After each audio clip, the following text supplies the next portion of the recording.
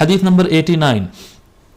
حدثنا محمود بن غيلان قال حدثنا حفص بن عمر عن عبيد هو الطنافسي قال حدثنا زهير أبي خيثمة عن حميد عن أنس بن مالك رضي الله عنه قال كان خاتم رسول الله صلى الله عليه وآله وسلم من فضة فصه منه.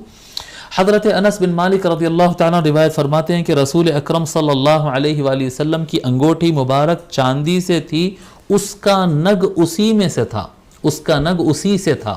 اب اس کا نگ اسی سے تھا کہنے کے دو معنی ہو سکتے ہیں کہ اس کا نگ بھی چاندی کا ہی تھا، یہ ایک معنی ہوتا ہے کہ چاندی کی انگوٹھی تھی اور اسی کا نگ تھا، یعنی اوپر کا جو ڈیزائن تھا وہ بھی چاندی میں ہی بنا ہوا تھا. اور یہ بھی بالکل پاسبل ہے کیونکہ روایتوں میں جس طرح سے معلوم ہوتا ہے کہ آقا صلی اللہ علیہ وآلہ وسلم کے پاس غالباً ایک سے زیادہ انگوٹھیاں تھے. تو ایک انگوٹھی وہ تھی جس میں فص تھا اور وہ اس کے اندر کیا کہتے ہیں آقا صلی اللہ علیہ وآلہ وسلم کی مہر تھی اور وہ عقیق سے بنا ہوا تھا، یعنی پتھر تھا، سٹون تھا، عقیق سٹون تھا لگا ہوا اس میں.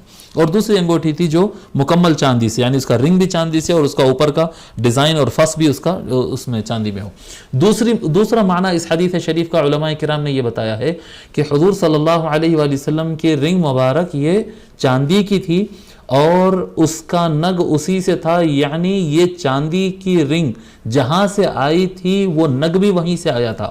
یعنی یہ چاندی سے بنی ہوئی رنگ یمن سے لائی گئی تھی اور اس کا نگ بھی اسی سے تھا، یعنی اسی علاقے سے تھا، یمن سے ہی نکلا ہوا اس کا نگ تھا. تو یہ انگوٹھی اور اس کا نگ دونوں یمن سے لائے گئے تھے، یمن سے آئے ہوئے تھے، یہ اس کا مراد ہو سکتا ہے. اور دونوں معنی یہاں پر ہو سکتا ہے، جیسا کہ کہا گیا کہ شاید دو رنگ بھی رہے ہوں گے.